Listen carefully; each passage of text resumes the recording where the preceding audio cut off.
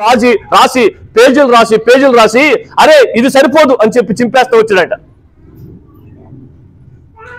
మరలా పేజీలు రాయడం స్టార్ట్ చేశాడంట. దేవుడు నిన్ను ఎంత ప్రేమించాడో తెలుసా అని చెప్పి రాయడం స్టార్ట్ చేసి పేజీలు రాసి మళ్ళీ చింపేస్తూ వచ్చాడంట. ఎందుకు తెలుసా? దేవుడు మనిషిని ఎంత ప్రేమించాడో ఆయన ఆ పేజీల్లో కంప్లీట్ చేయలేకపోతున్నాడు, పూర్తిగా రాయలేకపోతున్నాడు, పూర్తిగా చెప్పలేకపోతున్నాడు. అందుకని చింపేస్తూ వచ్చాడట. చివరికి దేవుడు ఇదిగో ఈ లోకమును అంటే చాలా మంది ఏమని భావిస్తారంటే ఇదిగో ఈ సృష్టి అంతటిని అని భావిస్తారు. అర్థమవుతుందా? బైబిల్లో 3 రకాల లోకాలు ఉన్నాయి. ఆదికాండం 1వ అధ్యాయంలో ఒక లోకం ఉంది. ఏ లోకం? వాతావరణము అనే లోకం, అట్మాస్ఫియర్, సృష్టి అంటాం. దేవుడు లోకమును సృష్టించాడు, భూమిని ఆకాశాన్ని సృష్టించాడు. అందుకని ఆయన్ని సృష్టికర్త అంటాం. ఆ లోకం. తర్వాత యోహాను సువార్త 3వ అధ్యాయం 16వ వచనంలో ఒక లోకం ఉంది. ఏ లోకం? దేవుడు లోకమును ఎంతో ప్రేమించాడంటే చెట్లని, పుట్లని, రాళ్ళని, రప్పల్ని, చేపల్ని, పావుల్ని, కప్పల్ని ప్రేమించదని కాదర్థం. అది హ్యూమన్ వరల్డ్, మానవ లోకం. దేవుడు లోకమును ఎంతో ప్రేమించాడు అంటే అర్థం ఏంటంటే ఆయన మానవ లోకాన్ని ఎంతో ప్రేమించాడు అని అర్థం. 3వ లోకం ఉంది. యోహాను రాసిన మొదటి పత్రిక మనం ఈ లోకములో ఉన్న వాటినైనను మీరు ప్రేమించకూడి అని ఉంటది. అవునా? ఈ లోకములో ఉన్నదంతా శరీరాశ, నేత్రాశ, జీవపుడంబం. అవి తండ్రి వల్ల కలిగినవి కాదు, కాబట్టి మీరు ఆ లోకాన్ని ప్రేమించొద్దు అంటారు. అందుకని చాలా మంది ఈ సృష్టిని ప్రేమించరు. సార్ ఆ సూర్యుడు ఉండేది నీకోసం, ఆరాధించొద్దు కానీ ప్రేమించండి. ఈ చేపలు ఉండేది నీకోసం, ఈ ఫలాలు ఉండేది నీకోసం, ఈ భూమి ఉండేది నీకోసం, ప్రేమించండి, ఆరాధించొద్దు. ఈ శరీరాన్ని ద్వేషిస్తారు, అందుకని ఈ శరీరాన్ని పట్టించుకోరు. ఈ శరీరాన్ని ఇచ్చింది ఎవరు మీకు? దేవుడే. నీలో ఉన్న ఆత్మ వర్ధిల్లాలి అంటే, నీలో ఉన్న ఆత్మ ఫలించాలి అంటే దేవుడిచ్చిన శరీరం ఆరోగ్యవంతంగా ఉన్నప్పుడే ఆ శరీరం మన ఆత్మ ఫలించడానికి సహకరిస్తుంది. ఒక సింపుల్ ఎగ్జాంపుల్ చెప్పిన, మనము మన శరీరాన్ని పట్టించుకోకుండా, సకాలానికి ఆహారం పెట్టకుండా, నీట్గా ఉంచుకోకుండా, సమయానికి చాలినంత నిద్రపోకుండా ఉన్నామనుకోండి, కొంతకాలానికి ఏమైపోద్ది? శరీరం బలహీన పడిపోద్ది. ఇదిగో ఈ 3 రోజులు శరీరం బలహీన పడిపోయిన తర్వాత ఇలాగే కూర్చోగలవు? నువ్వు కూర్చోలేవు. ఎందుకని?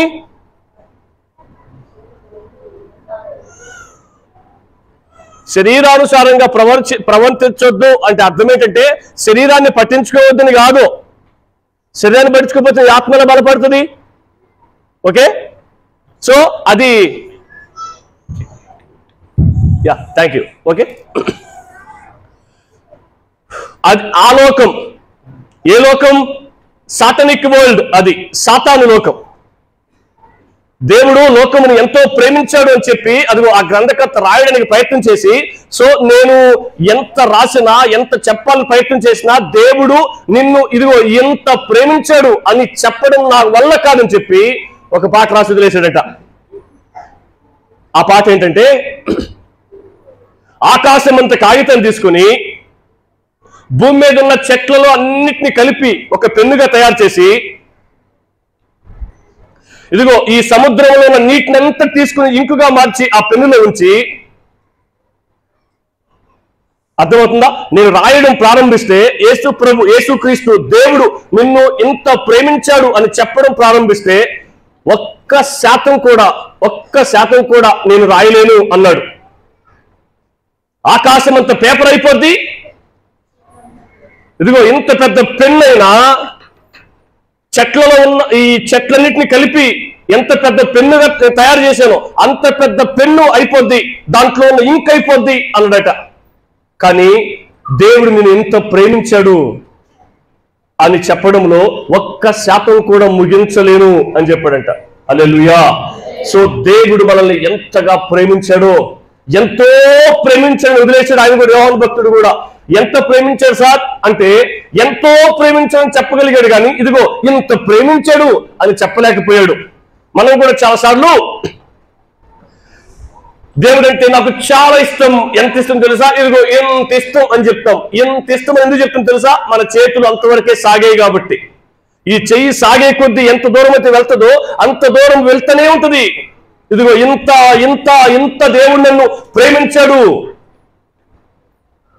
అని మనం చెప్పడానికి ప్రయత్నం చేస్తాం. ఇదిగో ఎంతే ప్రేమించి నువ్వు చెప్పగలుగుతున్నాం, ఈ చెయ్యి అంతవరకే సాగింది కాబట్టి. ఈ చెయ్యి ఎంత దూరం అయితే వెళ్తుందో, ఎంత దూరం అయితే ఉంటుందో అంత దూరం ఇదిగో ఇంత ప్రేమించాడు యేసయ్య నన్ను అని చెప్పే ప్రయత్నం చేస్తాం. అర్థమవుతుంది మీకు సంగతి? ఎందుకు సార్ ఇప్పుడు మీరు ఈ ఎగ్జాంపుల్ చెప్పినారంటే నేను మరలా ఉదయం ప్రసంగాన్ని మీకు కనెక్ట్ చేసి ఈ రోజు ఏం చెప్పబోతున్నానో, ఇప్పుడు ఏం ప్రజెంట్ చేయబోతున్నానో మీ ముందు తీసుకొచ్చే ప్రయత్నం చేస్తా. ఉదయం మీరు విన్నారా? వెరీ గుడ్, చాలా సంతోషం.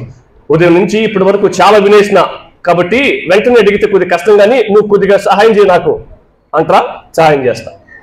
ఓకే, ఈరోజు మనం ఏం చూస్తున్నామంటే దేవుని వాక్యము నుండి లాభం ఎలా పొందుతాం, దేవుని వాక్యము నుండి ప్రయోజనం ఎలా పొందుతాం, benefiting from the word of God. దేవుని వాక్యము నుండి మనం ఎలా లాభం పొందుతాము అనే విషయాన్ని చూస్తూ మనం ఏం చేసామంటే మన పాపపు స్థితిని గుర్తించి దాన్ని విడిచిపెట్టినప్పుడు, మన పాపపు స్థితిని గుర్తించి దాన్ని విడిచిపెట్టినప్పుడు మనము దేవుని వాక్యము నుండి ప్రయోజనం పొందుతాము, లాభం పొందుతాము అని చూసాం. సో నేను పాపాన్ని విడిచిపెట్టాలంటే వెంటనే సాధ్యం కాదు కాబట్టి మొదట నేను చేయాల్సిన పని ఏంటంటే నా పాపపు స్థితిని గుర్తించాలి, తర్వాత దుఃఖించాలి, తర్వాత ఒప్పుకోవాలి, తర్వాత ద్వేషించాలి, చివరిగా విడిచిపెట్టాలి. ఓకే రైట్, ఈ చివరి పాయింట్ ను ఒకసారి మనం ఆలోచన చేద్దాం కొన్ని నిమిషాలు. ఏంటది? విడిచిపెట్టడం. మనంతట మనం పాపాన్ని విడిచిపెట్టగలమా? సో మన జీవితంలో ఉన్న ఈ పాపం పోవాలి అంటే మనం ఏం చేస్తే పోద్ది? దాన ధర్మాలు చేస్తే పోతాయా? పోవు. మరి చేస్తున్నారు కదా. పుణ్యకార్యాలు చేస్తే పోతాయా? పోవు అని మీరు అంటున్నారు, నేను అన్నట్లే. మీరు పోవన్నారు కాబట్టి నేను కూడా పోవని అంటున్నా ప్రస్తుతానికి. ఓకే, పుణ్యస్థానాలు చేస్తే పోతాయా? పోవు. యజ్ఞయాగాదులు చేస్తే పోతాయా? పోవు. జంతువులను పక్షులను బలిస్తే పోతాయా? చివరికి కన్న బిడ్డల్ని బలిస్తే పోతాయా? పోవు. మరి ఏం చేస్తే పోతుంది? సో పాపం అనేది మనకు చాలా పెద్ద సమస్య. ఎంత పెద్ద సమస్య అంటే ఏ దేవుడైతే మనల్ని ఇంతగా ప్రేమించాడో ఆ దేవుడి నుంచి పూర్తిగా శాశ్వతంగా దూరం చేసేసిన సమస్య. ఆ దేవుడు మన జీవితంలో లేకపోవడాన్ని బట్టి ఇదిగో మనకి ఇన్ని తిప్పులు వచ్చినాయి, ఇన్ని ఇబ్బందులు వచ్చినాయి, అన్ని సమస్యలు, అన్ని మనశ్శాంతి స్థితులు మన ఎత్తి మీద వచ్చి మన జీవితం నుంచి పడిపోయినాయి. కాబట్టి ఇవన్నీ మనలోంచి బయటికి పోవాలి అంటే ఏ దేవుడి నుంచి అయితే మనం దూరం అయిపోయామో ఆ దేవునికి దగ్గర కావాలి. ఆ దేవునికి దగ్గర కావాలి అంటే ముందేం పోవాలి? పాపం పోవాలి.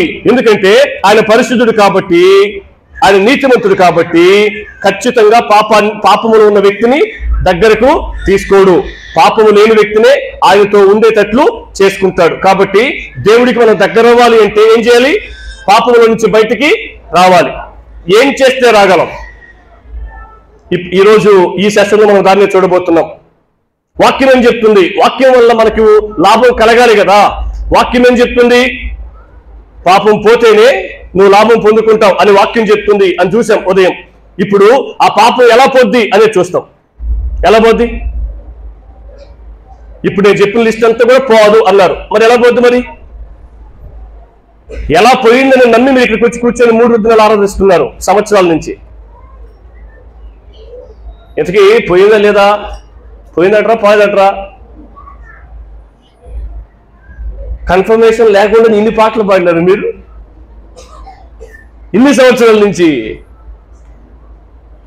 ఇక్కడే కూర్చుంటా ఉన్నారా ఇన్ని సంవత్సరాల నుంచి? పుట్టినప్పటి నుంచి ఇదిగో మేబీ ఇదిగో ఆ వయసు నుంచి ఇక్కడ కూర్చుంటున్న వాళ్ళు ఉన్నారేమో. మరి అన్ని సంవత్సరాల నుంచి మీరు నా పాపం పోయింది, దేవుడు నన్ను అంగీకరించాడు, నేను ఇప్పుడు శరీరానుసారమైన వ్యక్తిని కాదు, లోకస్తుని కాదు, నేను సంఘస్థుడిని, నేను ఇప్పుడు యేసయ్య బిడ్డని అన్న కన్ఫర్మేషన్ లేకుండా ఇన్ని సంవత్సరాలు పాడుతున్నారా? ఎందుకు కన్ఫర్మేషన్ వచ్చిందంటారా రాలేదంటారా? చెప్పండి. మరి వచ్చింది. దేన్ని బట్టి వచ్చింది? ఓకే అమ్మా, దేవుణ్ణి బట్టి వచ్చిందంటారా? ఓకే, రైట్, సంతోషం, చాలా మంచి మాట చెప్పారు. నన్ను బట్టి వచ్చింది. నేను యేసు ప్రభుని నమ్మాను కాబట్టే రక్షించబడ్డా. నేను ప్రార్థన చేస్తున్నాను కాబట్టే ఈ స్థితిలో ఉన్నా. నేను బైబిల్ చదువుతున్నా కాబట్టే ఈ స్థితిలో ఉన్నా. నేను పాటలు పాడగలను కాబట్టి ఈ స్థితిలో ఉన్నా. నేను క్రమంగా చర్చికి వెళ్ళను కాబట్టి వెళ్తున్నాను కాబట్టి ఈ స్థితిలో ఉన్నా. నేను సేవ చేస్తున్నాను కాబట్టి ఈ స్థితిలో ఉన్నా. సో ఇవన్నీ కూడా దేవుణ్ణి బట్టి కాదు, మన క్రియలను బట్టే. చాలా మంది ఇదిగో నువ్వు ఇలా చేస్తే, నువ్వు ఎలా ఉంటే నువ్వు రక్షించబడతావు, నువ్వు దీవించబడతావు, నువ్వు పరలోక రాజ్యాన్ని చేరుకుంటావు. సింపుల్. బాప్తిస్మం ఎందుకు తీసుకుంటున్నారు అని అడిగితే ఇదే చెప్తారు చాలా మంది. ఎందుకే బాప్తిస్మం ఎందుకు తీసుకున్నారు మీరు? పరలోకం బాధమని. అసలు పరలోకమే లేదు. ఇప్పుడు చెప్పండి, బాప్తిస్మం ఎందుకు తీసుకున్నారు మీరు? అది లేదని నేను అన్నాను అనుకున్నారు. ఆ పాస్టర్ వచ్చి పరలోకం లేదని చెప్పినాడు అంటారేమో. పరలోకం లేదు, పుస్తకం కనుక్కోండి. ఓకే, చాలా మంది ఈ పట్టుకొని రెడీగా ఉంటారు. పరిశీలన లాంటి మనసు కలిగిన వాళ్ళు. వాళ్ళని ఉద్దేశించి చెప్తున్న మాట నేను. ప్రస్తుతానికి కొద్దిసేపు పరలోకం లేదని అనుకోండి. ఇప్పుడు చెప్పండి, ఎందుకు తీసుకున్నారు బాప్తిస్మం?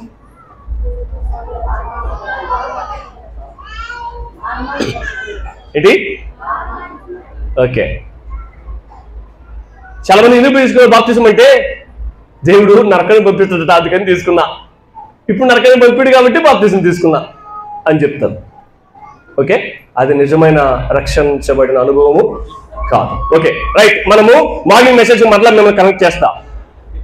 మరలా మీ ముందు ఒక ప్రశ్నించే ప్రయత్నం చేస్తా. ఓకే, ఆలోచించి జవాబు చెప్పండి. మన ఒంట్లో సమస్య ఉందని గుర్తించిన వెంటనే మనం ఏం చేస్తాం?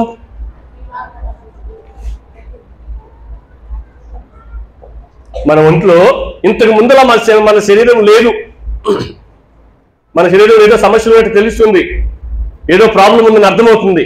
అలా అర్థమైనప్పుడు వెంటనే మనం ఏం చేస్తాం? రాయి తీసుకుని ఎత్తి కొట్టుకుంటామా? మీరు అట్లా అంటున్నారేమో అనిపిస్తుంది నాకు. రాయి తీసుకుని ఎత్తి కొట్టుకుంటే లాభం?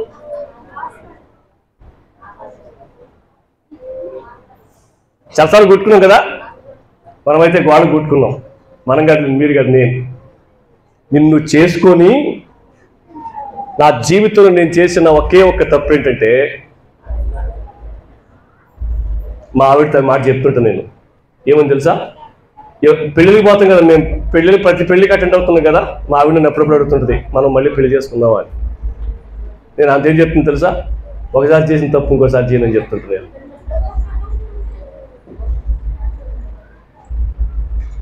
చెప్పండి, ఒంట్లో సమస్య ఉందని తెలిసిన వెంటనే, తెలుసుకున్న వెంటనే, గుర్తించిన వెంటనే మనం ఇమ్మీడియట్ గా మనం చేసే పని ఏంటి? హాస్పిటల్కి వెళ్తామా?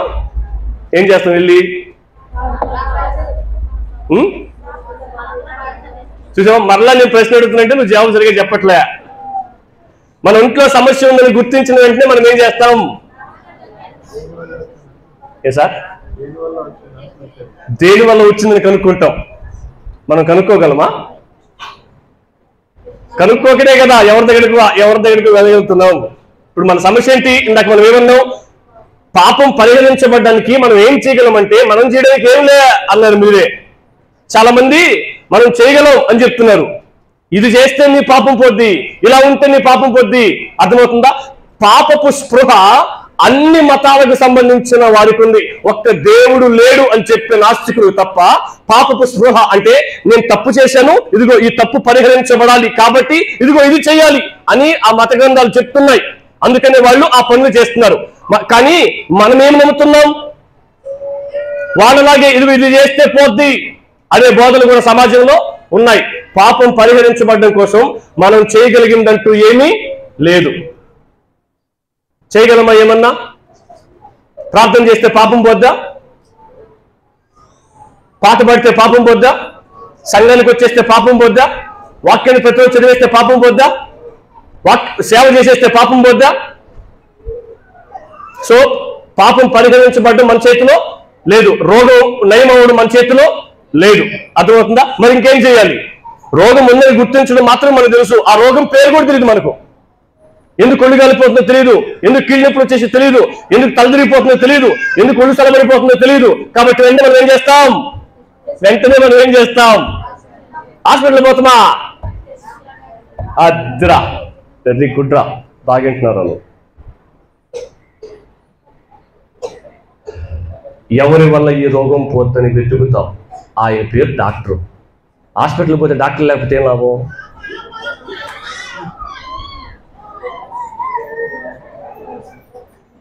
పాస్టర్ గారు లేకపోతే కూర్చునే లాభం? ఒకరి మొహాన్ని చూసుకుని పోవాలా? అర్థమైంది మీకు? సో మనం ఫస్ట్ మనకు ఒంట్లో రోగ నిర్ధారణ జరిగిన వెంటనే ఈ రోగం ఎవరి వల్ల పోద్ది, ఎవరిని కన్సల్ట్ అయితే, ఎవరిని ఆశ్రయిస్తే, ఎవరిపై ఆధారపడితే, ఎవరికి పోయి చెప్పుకుంటే, అయ్యా నువ్వే మాకు దిక్కు, చనిపోయే పరిస్థితులు వచ్చేసినాయి, చచ్చిపోతున్నామో, నువ్వే మాకు దిక్కు, నన్ను బతికించయ్యా అని నేను ఎవరి మీద ఆధారపడాలి, ఎవరికి చెప్పాలి అని చెప్పి ఇంట్లోనే ఎంక్వైరీ చేస్తాం. అర్థమవుతుందా? అప్పుడు మనకు చాలా పేర్లు తారసపడతాయి. ఇదిగో ఈయన వల్ల నీ రోగం నయమవుతుంది, ఈయన వల్ల నీ రోగం నయమవుతుంది, ఈయన దగ్గరికి వెళ్తే నీ రోగం పోద్ది అని చాలా మంది పేర్లు చెప్తారు మనకు. మనం ఏం చేస్తాం? వీళ్ళల్లో ఎవరి వల్ల నా రోగం పోద్దని చెప్పి ముందు మనం నమ్మి ఆయనపై ఆధారపడతాం, ఆయన చెప్పుకునే ప్రయత్నం చేస్తాం. సేమ్ అదే సందర్భాన్ని ఒకసారి మీ మైండ్లో ఉంచుకొని దేవుని వాక్యం దగ్గర రండి. మనకున్న అత్యంత ప్రాముఖ్యమైన సమస్య ఆరోగ్య సమస్య కాదు, మనకున్న అత్యంత ప్రాముఖ్యమైన సమస్య ఆర్థిక సమస్య కాదు, మనకున్న అత్యంత ప్రాముఖ్యమైన సమస్య అంతస్తులు ఆస్తుల సమస్య కాదు, మనకున్న ప్రాముఖ్యమైన సమస్య చదువు రాకపోవడం కాదు, ఉద్యోగం రాకపోవడం కాదు, వివాహం కాకపోవడం కాదు, పిల్లలు పుట్టకపోవడం కాదు, ఇల్లు కట్టకపోవడం కాదు. మనకున్న అత్యంత ప్రాముఖ్యమైన ప్రాథమిక సమస్య ఏంటంటే పాపము నుంచి బయటపడడం. పాపము నుంచి బయటపడడం. ఇల్లు కట్టుకుంటే ప్రభు దగ్గరికి వెళ్ళవు, పెళ్లి చేసుకుంటే ప్రభు దగ్గరికి వెళ్ళవు, పిల్లలు పుడితే ప్రభు దగ్గరికి వెళ్ళవు, ఉద్యోగం సంపాదిస్తే ప్రభు దగ్గరికి వెళ్ళవు, ఆస్తులు అంతస్తులు పేరు ప్రఖ్యాతులు సంపాదిస్తే ప్రభు దగ్గరికి వెళ్ళవు. నీలో ఉన్న పాపం పరిహరించబడితే, నీలో ఉన్న పాపం బయటకు వెళ్తే నువ్వు ప్రభుని అనగా దేవుణ్ణి చేరుకునే అవకాశం, ధన్యత, భాగ్యం నీకు దొరుకుతుంది. సో ఇప్పుడు మన సమస్య ఏం తెలుసా? ఈ పాపం ఎలా పోతుంది?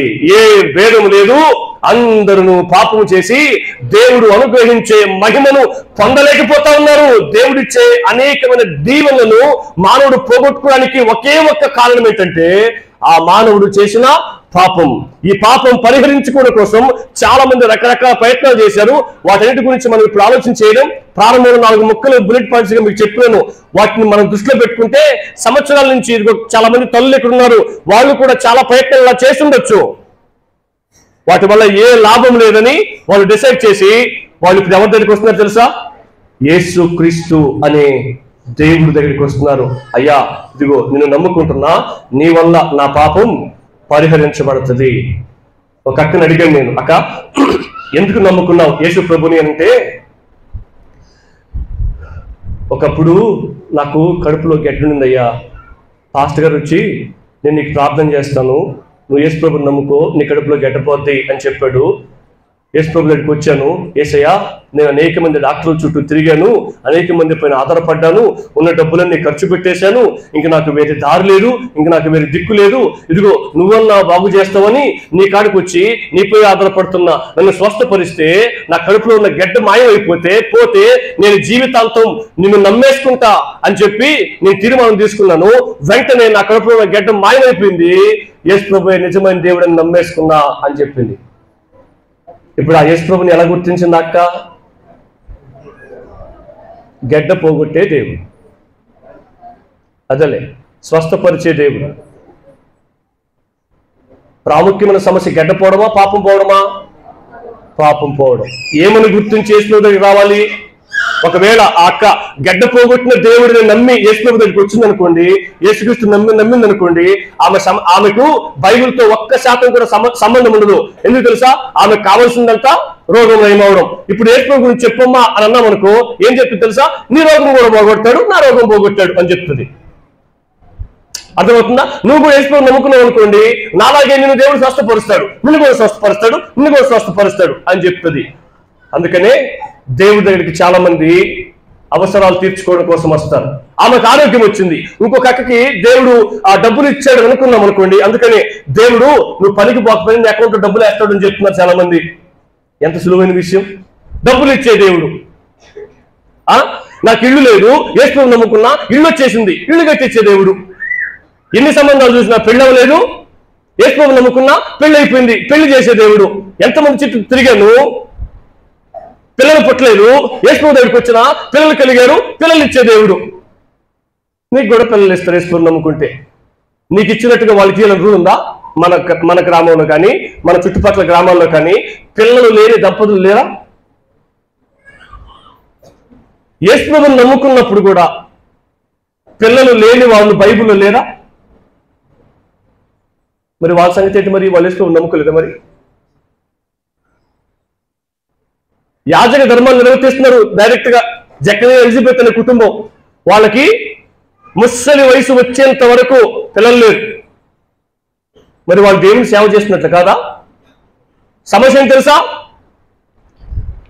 ఇలా కలిపి సువార్తను కలిపి చెరిపి చాలా మంది ఏం చేశారంటే అవసరాలు తీర్చే దేవుని పరిచయం చేసి దేవుని దగ్గర తీసుకొచ్చారు చాలా మంది. ఇదిగో నీ అవసరం మీద దీన్ని తీరుస్తాడు, నీ అవసరం మీద దీన్ని తీరుస్తాడు, కాబట్టి నువ్వు యేసు దగ్గరికి రా అని చెప్పి వాళ్ళు యేసు దగ్గర నడిపించడం స్టార్ట్ చేశారు. నడిపించడం స్టార్ట్ చేసిన తర్వాత పాస్టర్ గారు ఏం చేస్తాడు? సువార్త చెప్పడం స్టార్ట్ చేస్తాడు, యేసుక్రీస్తు గురించి పరిచయం చేయడం స్టార్ట్ చేస్తారు. సార్ మాకు అన్ని వద్దు, మా ఆరోగ్యం ఎట్లా చెప్పు, మా రోగం ఎట్లా చెప్పు, సార్ మాకు అన్ని వద్దు, దేవుడు మాకు డబ్బులు ఇస్తాడు చెప్పు, సార్ మాకు అన్ని వద్దు, దేవుడు మాకు ఇల్లు ఎప్పుడు గడిస్తాడు చెప్పు. వాళ్ళు మాకు ఇల్లు గడిస్తాడని చెప్పారు కాబట్టి మేము వచ్చినాం, ఇల్లు ఎప్పుడు గడిస్తాడు చెప్పు, మాకు మిగతా సంగతులు ఏమొద్దు, నీ పాపం పోవాలా మాకు అనవసరం, చర్చికి రావాలి కంటిన్యూగా మాకు అనవసరం, ప్రార్థన చేసుకోవాలి మాకు అనవసరం, ఒకవేళ ప్రార్థన చేసుకోవాలంటే ఇల్లు ఎప్పుడు గడిస్తావు చెప్పు అని చెప్పి ప్రార్థన చేస్తా అంటది. నువ్వు 100 చెప్పు, నా పని ఇప్పుడు చేస్తాడు చెప్పు అంటది. ఎందుకు? నీ పని చేస్తాడని చెప్పే తీసుకొచ్చాం మనం ఇక్కడికి. అర్థమవుతుందా?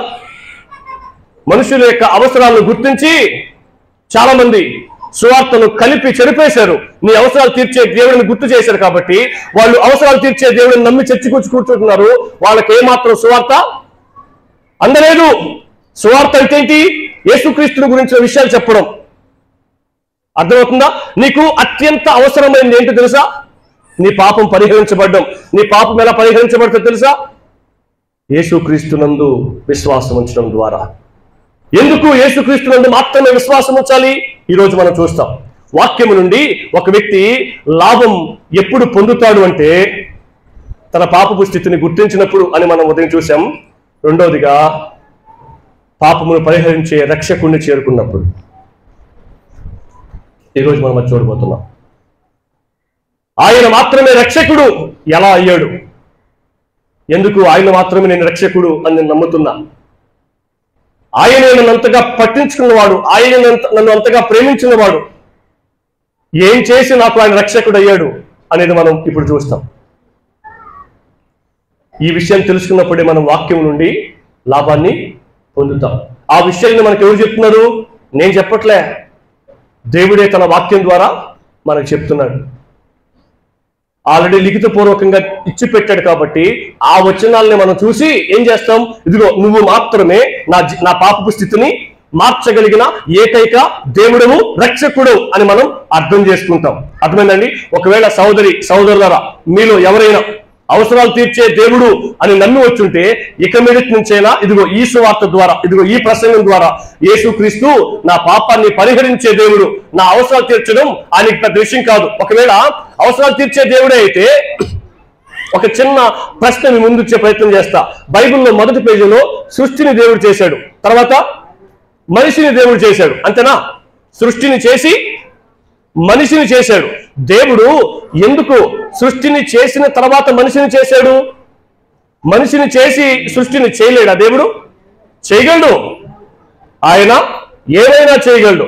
మరి ఎందుకు దేవుడు సృష్టిని చేసి మనిషిని చేశాడు? ఏమంటారు? ఎందుకని దేవుడు సృష్టిని చేసి మనిషిని చేయవలసి వచ్చింది? ఎందుకు చేశాడు? ఏమై ఉండొచ్చు? మేబీ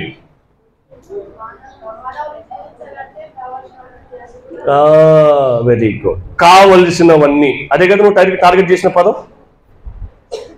సో మనిషికి కావలసినవన్నీ దేవుడు ముందుగానే సృష్టించి ఏర్పాటు చేసి మనిషిని చేశాడు. అంటే అర్థమేంటి? నీకు కొదువలు లేని జీవితాన్ని నువ్వు పుట్టక ముందే దేవుడు ఏర్పాటు చేశాడు. నువ్వే పాపం చేసి వాటన్నిటిని కోల్పోయావు, దేవుడికి దూరం అయ్యావు. దేవుడికి దూరం కాగానే ఈ సృష్టి అంతా కూడా నీకేమైపోయింది? వ్యతిరేకమైపోయింది, దూరం అయిపోయింది. అందుకని నువ్వేం చేస్తున్నావు? కొదువుల్లోనికి వెళ్ళిపోయావు, కన్నీటిలోనికి వెళ్ళిపోయావు, చెమట చిందించి పని చేసి సంపాదించుకునే స్థితిలోకి వెళ్ళిపోయావు. ఇవన్నీ ఎందుకు జరిగాయి? పాపం చేయడం ద్వారానే కదా, దేవుడి నుంచి దూరం అవడం ద్వారానే కదా. అవసరాలు తీర్చే దేవుడైతే నువ్వు పుట్టక ముందే దేవుడిని కావలసినవన్నీ పుట్టించి నిన్ను పుట్టించాడు. అంత గొప్ప ప్రేమ కలిగిన దేవుడు నీ జీవితంలో కుదురు ఉంటే చూస్తూ ఉండగలడా? నువ్వు రోగంతో బాధపడుతూ ఉంటే ఆయన సంతోషిస్తూ ఉంటాడా? నువ్వు కన్నీరు కారుస్తూ ఉంటే నిన్ను బట్టి సంతోషిస్తూ ఉంటాడా? అదే నువ్వు పుట్టక ముందే నీ కోసం ఈ భూమి మీదకి దిగొచ్చి తన సర్వస్వాన్ని పణంగా పెట్టి రక్షణ కార్యాన్ని ఏర్పాటు చేసిన దేవుడు. నువ్వు ఇదిగో ఈ తరంలో పుడతావు, యేసుక్రీస్తు విశ్వాసం ఉంచుతావు, ఈ సేవకుల సువార్త ద్వారా అని చెప్పి ముందుగానే రక్షణ ప్రణాళికను నీ కొరకు ఏర్పాటు చేసిన గొప్ప ప్రేమ కలిగిన దేవుడు ఆయన. నువ్వు కన్నీరు కారుస్తూ ఉంటే మౌనంగా ఉండిపోగలడా? నువ్వు దిగులు చెందుతుంటే మౌనంగా ఉండిపోగలడా? బాధపడుతుంటే మౌనంగా ఉండిపోగలడు కదా? ఉండిపోగలడా? ఇవన్నీ ఎందుకు జరుగుతాయి తెలుసా అండి? మనం దేవునికి దూరంగా ఉండడాన్ని బట్టి, మన పాపం మన జీవితంలో అలాగే ఉండిపోవడాన్ని బట్టి. అది బయటకు వెళ్ళినప్పుడే ఆయన మనలోనికి వస్తాడు, ఆయన మనతో నివాసం ఉంటాడు. హల్లెలూయా. ఇప్పుడు అది ఎలా పోతుంది అంటే దానికి సమాధానం కూడా ఆయనే చెప్పాలి. ఎవరైనా దేవుడే చెప్పాలి. మనం ఏం చేసి, మనం ఏ ప్రయత్నం చేసే పాపము బయటికి పోదు. కాబట్టి ఇదిగో నీలో ఉన్న ఈ పాపం ఎలా పోద్ది అని దేవుడే తెలియపరిచాడు. ఒక సేవకుడు ఏడబ్ల్యూ పింక్ అనే సేవకుడు ఈ మాట అన్నాడు. ఏమన్నాడంటే, మన మీద మనకు పూర్తిగా విరక్తి చెందేటట్లు చేస్తే తప్ప మనిషికి దేవుడి పట్ల ఆకాంక్ష పుట్టదు అన్నాడు. మన మీద మనకు పూర్తిగా విరక్తి వచ్చినప్పుడే మనం దేవుడికి పోవాలని ఆలోచన చేస్తాం.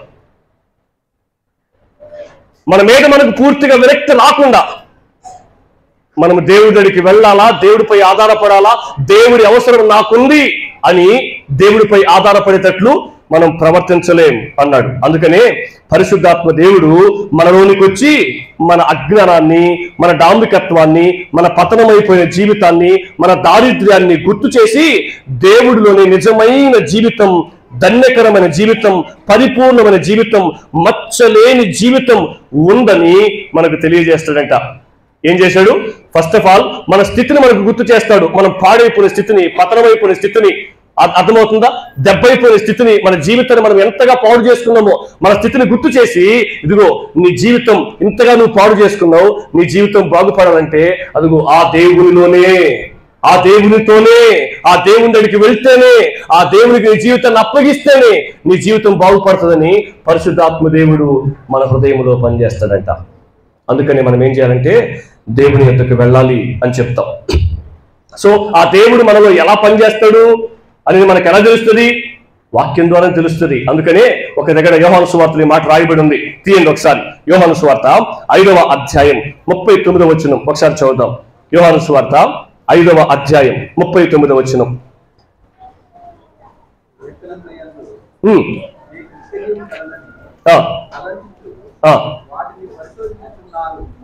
ఏంటంట? లేఖనములయందు మీకు నిత్య జీవము కలదని తలంచుచు మీరేం చేస్తున్నారు? వాటిని పరిశోధించుచున్నారు.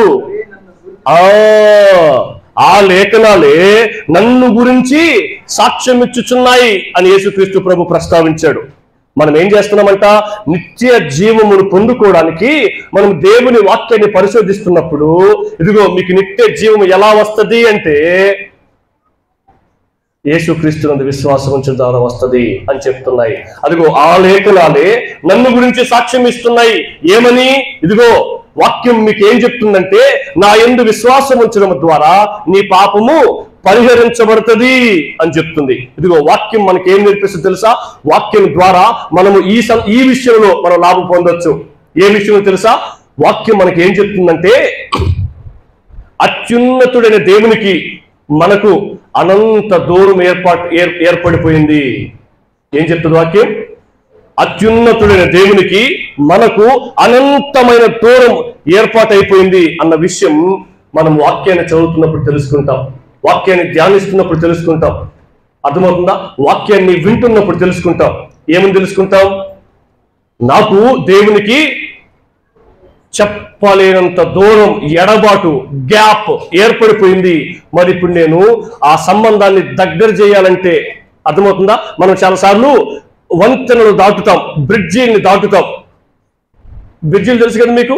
యువతల ఒడ్డు నుంచి అవతల ఒడ్డుకు వెళ్ళడానికి కొన్ని బ్రిడ్జిలు ఉంటాయి, అవునా?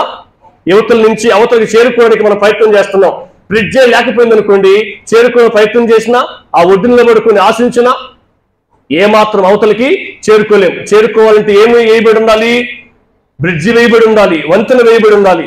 ఆ వంతెన పేరే యేసుక్రీస్తు. హల్లెలూయా. అత్యున్నతుడైన దేవునికి అనంతంగా మనం దూరం అయిపోవడాన్ని బట్టి ఆ దేవుడే తన ప్రియకుమారుడు యేసుక్రీస్తు ప్రభుని మన మధ్యకు వారధిగా పంపించాడు, మధ్యవర్తిగా పంపించాడు. ఆయన ఏం చేశాడు తెలుసా? ఒకవైపు ఆయన చిత్తాన్ని జరిగిస్తూ, మరొక వైపు మన పాపపు స్థితిలో నుంచి మనల్ని విడిపించే ప్రయత్నం చేశాడు. ఇవి రెండు, తండ్రిని సంతోషపెట్టే కార్యక్రమం, మన పాపము నుంచి విడిపించే కార్యక్రమం, రెండు ఒకేసారి సిలువలో జరిగాయి. హల్లెలూయా. ఇప్పుడు మన పాపపు స్థితి ఎలా పోతుంది అంటే, యేసుక్రీస్తుని చేరుకోవడం ద్వారా, యేసుక్రీస్తునందు విశ్వాసము ఉంచడం ద్వారా మన పాపపు స్థితి పోతుంది. అందుకనే ఎఫెసీ పత్రిక 3వ అధ్యాయం 4వ వచనంలో సేమ్ ఇవే మాటలు మనం మరలా చదువుతాం. ఒకసారి చదువుతారా? ఎఫెసీ పత్రిక 3వ అధ్యాయం 4వ వచనం.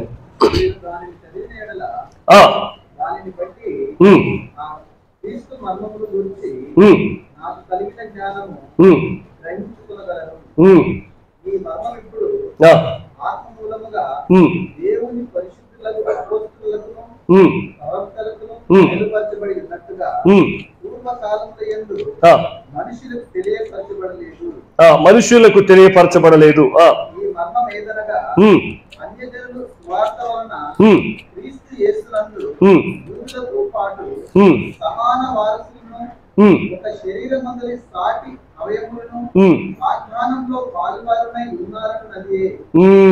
రైట్. ఫస్ట్ లైన్ లో మనకు ఒక మాట రాయబడి ఉంది. ఏమని రాసింది? మరలా చదువుతున్నా చూడండి. మీరు దానిని చదివిన ఎడల దానిని బట్టి ఆ క్రీస్తు మర్మమును తెలుసుకొనగలరు. అంటే యేసుక్రీస్తుని గురించి మనము తెలుసుకోవాలి అంటే, మన పాపము ఎలా పరిహరించబడుతుందో మనం తెలుసుకోవాలి అంటే, మనం క్రీస్తుని గురించి తెలుసుకోవాలి. ఆ క్రీస్తుని గురించి సాక్ష్యం ఇస్తుంది ఏం తెలుసా? వాక్యం. బైబిల్లో యేసుక్రీస్తుని గురించి ఏవైతే రాయబడి ఉన్నాయో అవి మాత్రమే యేసుక్రీస్తుని గురించిన సంగతులు. మనము బైబిల్కి వెలుపట యేసుక్రీస్తుని గురించి తెలుసుకునే ప్రయత్నం చేయకూడదు. ఇదిగో యేసుక్రీస్తు నాతో ఎలా చెప్పినాడు, యేసుక్రీస్తు ఎలా ఉంటాడు, యేసుక్రీస్తు ఎలా చెప్పమన్నాడు, ఈ విషయాలన్నీ కూడా బైబిల్ వెలుపటి సంగతులు. బైబిల్లో ఉన్న సంగతులు మాత్రమే మనం తెలుసుకునే ప్రయత్నం చేయాలి. బైబిల్లో లేని సంగతులు మనం తెలుసుకునే ప్రయత్నం చేయకూడదు అని మనం గుర్తుపెట్టుకోవాలి. ఇదిగో మన ఆకాంక్ష ఎలా ఉండాలి తెలుసా? పౌలు భక్తుడు ఆకాంక్షలాగా ఉండాలి. పౌలు భక్తుడు ఇదిగో నా ఆశ ఇది అన్నాడు. ఏంటి తెలుసా ఆయన ఆశ? ఒకసారి ఆయన ఆశ కూడా చదువుదాం. ఫిలిప్పీయులకు రాసిన పత్రిక 3వ అధ్యాయం, ఫిలిప్పీయులకు రాసిన పత్రిక 3వ అధ్యాయం 10వ వచనం మరి 11వ వచనం ఒకసారి చదువుతామా? ఏ విధము చేతనైనను మృతులలో నుండి నాకు పునరుద్ధానము కలగవల్లని ఆయన మరణ విషయంలో సమానుభవము గలవాడనై ఆయనను, ఇక్కడి నుంచి గుర్తుపెట్టుకోండి, ఆయన పునరుద్ధాన బలమును ఎరుగు నిమిత్తము ఆయన శ్రమలలో పాలివాడనగుట ఎట్టిదో ఎరుగు నిమిత్తము సమస్తమును నష్టముగా నష్టపరుచుకుంటున్నా అన్నాడు. ఎందుకయ్యా సమస్తం నష్టపరుచుకుంటున్నావంటే 2వ అధ్యాయంలో చెప్తాడు ఆయన, నా క్వాలిఫికేషన్స్ ఇవి, నా అర్హతలు ఇవి అని చెప్తూ, నేను ఇవన్నిటిని కూడా నష్టంగా ఎంచుకుంటున్నా. ఎందుకు నష్టంగా ఎంచుకున్నామంటే ఆయన గురించి తెలుసుకోవడానికి, ఆయన పునరుద్ధాన బలమును తెలుసుకోవడానికి నేను సమస్తాన్ని, నా అర్హతలన్నిటిని కూడా నష్టంగా ఎంచుకుంటున్నా అన్నాడు. ఎందుకు సార్ యేసుక్రీస్తుని గురించి అంత ఎక్కువగా తెలుసుకోవాల్సిన అవసరం ఉంది అంటే, యేసుక్రీస్తుని ఎంత ఎక్కువగా తెలుసుకుంటామో మన పతనం వైపున స్థితి అంత ఎక్కువగా అర్థమవుద్ది. మనము ఈ పడిపోయిన ఈ స్థితిలో నుంచి బయటపడాలి అంటే యేసుక్రీస్తు మాత్రమే ఆధారం, యేసుక్రీస్తు తప్ప వేరొక దిక్కు లేదు అని మనకు అర్థమవుద్ది. అలా మనకు అర్థం చేసేది ఏం తెలుసా? వాక్యం, దేవుని వాక్యం.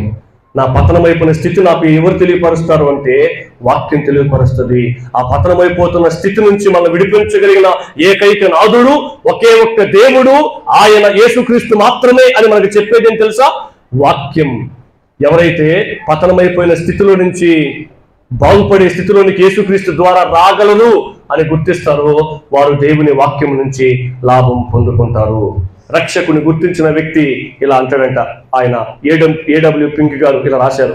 ఏమనంటే, రక్షకుని గుర్తించిన వ్యక్తి ఇలా అంటాడంట. ఏమనంటే, నేను యేసుని స్వరాన్ని విన్నాను, యేసే చాలని అన్నాను, యేసుని ముఖ దర్శనం పొందాను, నా ఆత్మ నిండుగా సేద తీరెను. ఈ 3 రోజులు మీరు ఒకే ఒక్క వాయిస్, ఒకే ఒక్క స్వరాన్ని వింటా ఉన్నారు, ఒకే ఒక్క వ్యక్తికి ప్రార్థన చేస్తున్నారు, ఒకే ఒక్క వ్యక్తిని ఆరాధిస్తున్నారు. ఆయన పేరు నజరేయుడైన యేసు. నువ్వు ప్రార్థిస్తున్న వ్యక్తి ఆయనే, నువ్వు ఆరాధిస్తున్న వ్యక్తి ఆయనే, నువ్వు ఎవరి గురించి అయితే ధ్యానిస్తున్నావో ఆ వ్యక్తి కూడా ఆయనే. ఆరాధిస్తున్న వ్యక్తి యేసుక్రీస్తు ప్రభు, ప్రార్థిస్తున్న వ్యక్తి యేసుక్రీస్తు ప్రభు. ఆయన గురించి తెలుసుకోవాలని 3 దినాలు నువ్వు సమయాన్ని కేటాయించావు. ఆయన ఎవరు తెలుసా? యేసుక్రీస్తు ప్రభు. ఎందుకు నేనంతగా ప్రార్థించాలి? ఎందుకు నేనంతగా ఆయన ఆరాధించాలి? ఎందుకు నేనంతగా ఆయన వాక్యాన్ని, ఆయన గురించి తెలుసుకోవాలి అంటే, నా స్థితిని మార్చిన వాడు ఆయన కాబట్టి.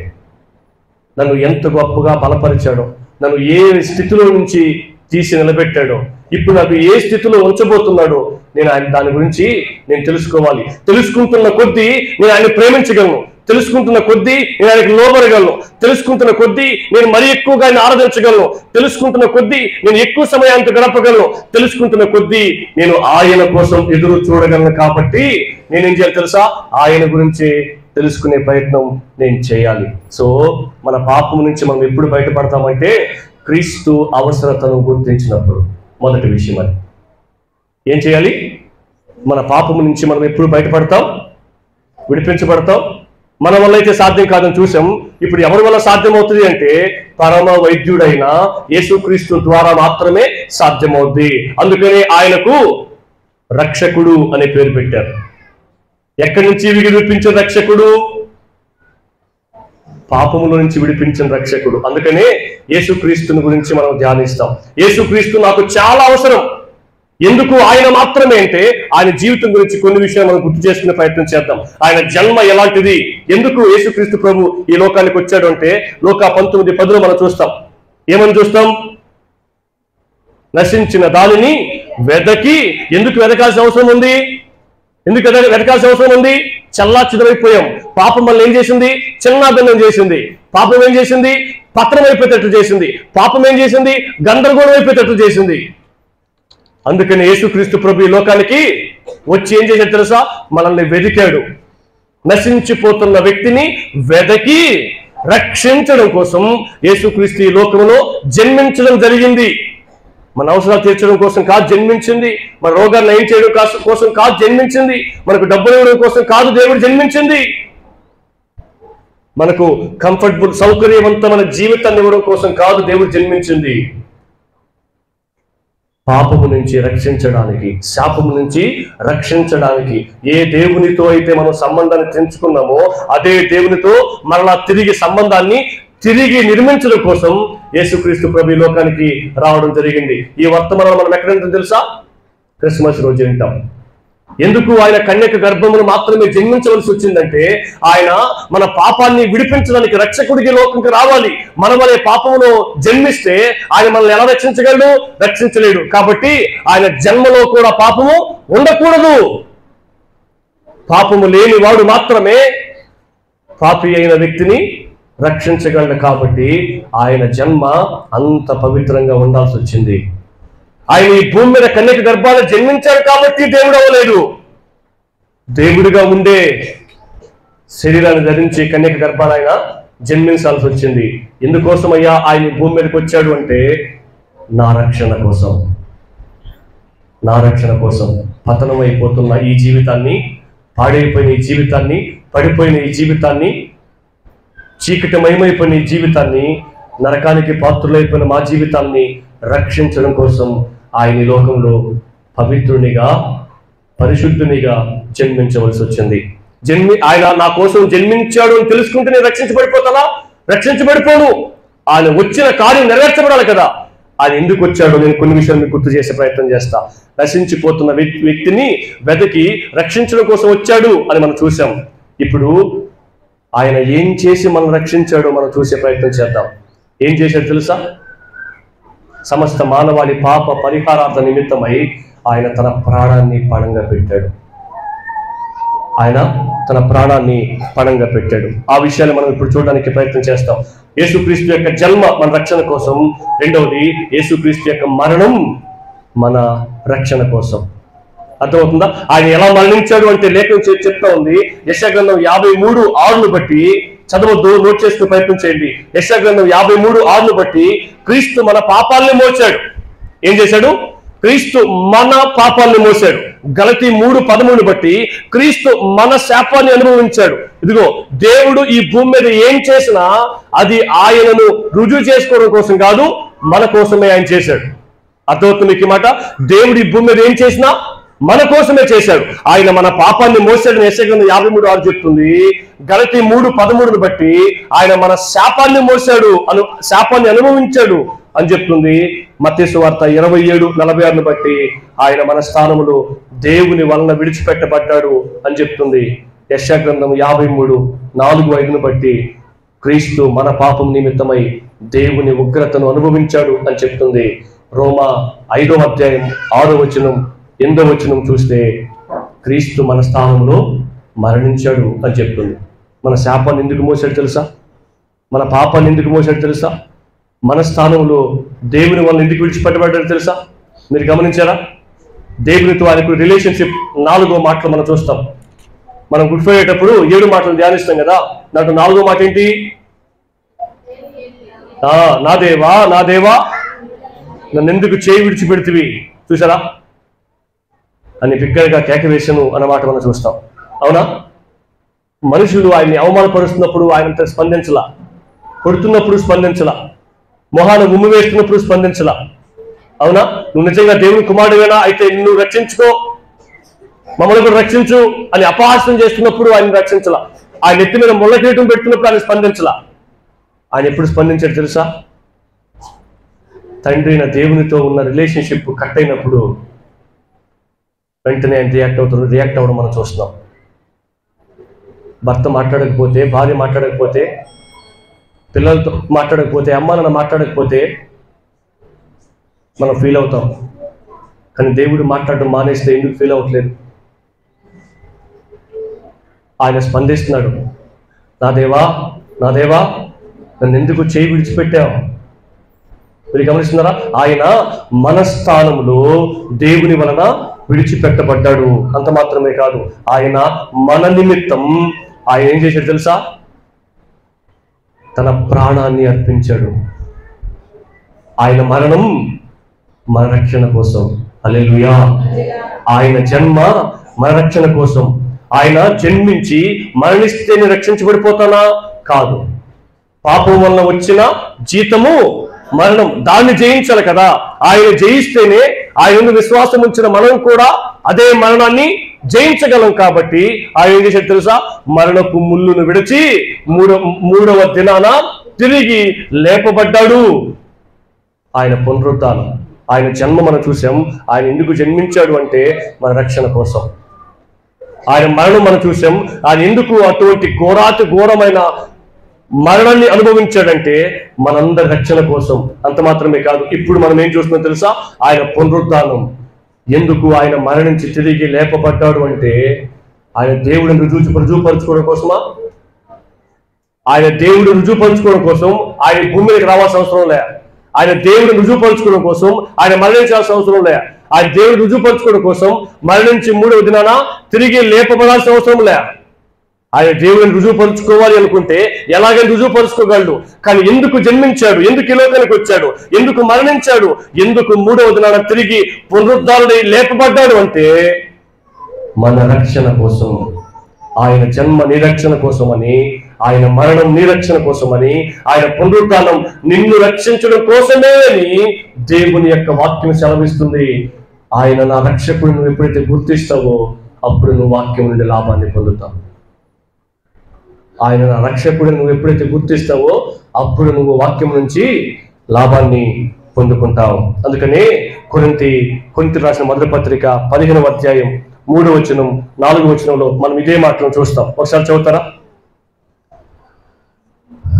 కొరింథీ రాసిన మొదటి పత్రిక 15వ అధ్యాయం 3వ వచనం 4వ వచనం త్వరగా చదవండి ఒకసారి. నాకు ఇయ్యబడిన ఉపదేశమును మొదట మీకు అప్పగించితిని. ఏంటా ఉపదేశం? అదేమనగా లేఖనముల ప్రకారము క్రీస్తు మన పాపముల నిమిత్తము మృతి పొందెను, సమాధి చేయబడెను, లేఖనముల ప్రకారము 3వ దినమున లేపబడెను. హల్లెలూయా. ఎందుకు లేఖనముల ప్రకారం మృతి పొందాడు? ఎందుకు లేఖనముల ప్రకారం సమాధి చేయబడ్డాడు? ఎందుకు లేఖనముల ప్రకారం 3వ దినమున లేపబడ్డాడు అంటే ఎందుకంటారు? ఎందుకు లేఖనముల ప్రకారం మృతి చెందాడు? ఎందుకు లేఖనముల ప్రకారం సమాధి చేయబడ్డాడు? ఎందుకు లేఖనముల ప్రకారం 3వ దినం తిరిగి లేపబడ్డాడు? ఎందుకు? చదవండి మళ్ళీ. ఎందుకు మీరే చెప్పాలి. చూడండి. ఎందుకు మరణించాడు? ఎందుకు సమాధి చేయబడ్డాడు? ఎందుకు తిరిగి లేపబడ్డాడు? ఇంకా బాగా ఆలోచించండి. అక్కడే ఉందన్నమాట. నా పాపము నిమిత్తం, నా పాపము నిమిత్తం ఆయన మరణించవలసి వచ్చింది. నా పాపము నిమిత్తం సమాధి చేయబడవలసి వచ్చింది. నా పాపము నిమిత్తం 3వ దినాన తిరిగి లేపబడవలసి వచ్చింది. ఈ సంగతి తెలుసుకున్న వ్యక్తి ఆయన్ని ఆరాధించుకోవడం ఎలా ఉండగలడండి? ఈ సంగతి తెలుసుకున్న వ్యక్తి జీవితాన్ని ఆయనకు సమర్పించుకోకుండా ఎలా ఉండగలడండి? ఆయనతో మాట్లాడకుండా ఎలా ఉండగలడండి? చాలా మంది అమ్మా అయ్యా నువ్వు ప్రార్థన చేస్తావా అంటే నాకు ఈ ప్రార్థన నేను చేయలేను, నాకు రాదు అంటారు. నోరు లేదా మోగోళ్ళ అంటే మాట్లాడగలరు, అనర్గళంగా మాట్లాడగలరు. ప్రార్థన అంటే ఏంటి తెలుసా? దేవునితో మాట్లాడడం. భాష నేర్చుకోవాలన్నా? వచ్చు కదా తెలుగు భాష. నువ్వు మాట్లాడకపోయినా నీ హృదయంతో, మాటలు రాని మోగ వ్యక్తిమైన నీ హృదయంతో దేవునితో నువ్వు మాట్లాడొచ్చు. ఆయన నీ హృదయ స్పందనని కూడా, నీ ఆలోచనలు కూడా అర్థం చేసుకోగలడు. నాకు ప్రార్థన రాదు అని నువ్వు అంటున్నావు అంటే దేవునితో మాట్లాడడం నాకు ఇష్టం లేదు అని నువ్వు అంటున్నట్టే. ఇంత ప్రేమించిన దేవుణ్ణి, ఇంత పట్టించుకున్న దేవుణ్ణి, మనస్థానం నిలవబడిన దేవుణ్ణి మహింపరచకుండా, మాట్లాడకుండా ఎలా ఉండగలమండి? ఎలా ఉండగలమండి? ఇంత గొప్ప దేవుణ్ణి ఆరాధించకుండా, స్తుతించకుండా ఎలా ఉండగలమండి? ఇది మొదటి విషయం.